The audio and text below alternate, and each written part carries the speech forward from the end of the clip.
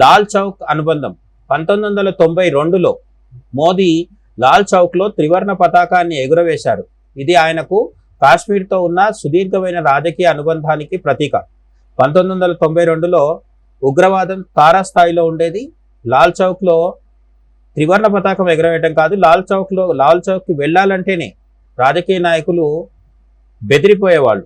అటువంటి స్థితిలో 1992లోనే నరేంద్ర మోడీ సీఎం కాదు, పిఎం కూడా కాదు, అయినప్పటికీ ఒక ఆర్ఎస్ఎస్ స్వయం సేవక్గా దేశభక్తుడిగా లాల్ చౌక్ నడిబొడ్డున భారతదేశ త్రివర్ణ పతాకాన్ని ఎగురవేసి జమ్మూ కాశ్మీర్ ఉగ్రవాదులకు సవాల్ విసరడం జరిగింది. అక్కడి నుంచి మొదలైన నరేంద్ర మోడీ జమ్మూ కాశ్మీర్ అనుబంధం తర్వాత కూడా క్రమక్రమంగా కొనసాగుతూ వచ్చింది. ఆర్టికల్ 370 రద్దు చేయడం అనేది బీజేపీకి మొదటి నుంచి ఒక ముఖ్యమైన రాజకీయ అజెండాగా ఉంది.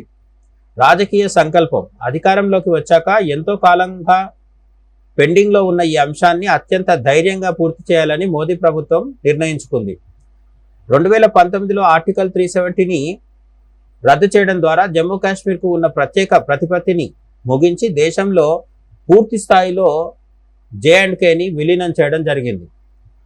దీనివల్ల జమ్మూ కాశ్మీర్, లద్దాఖ్ కేంద్రపాలిత ప్రాంతాలుగా మారాయి. ఇది అక్కడ కేంద్ర పాలనను సులభతరం చేసింది.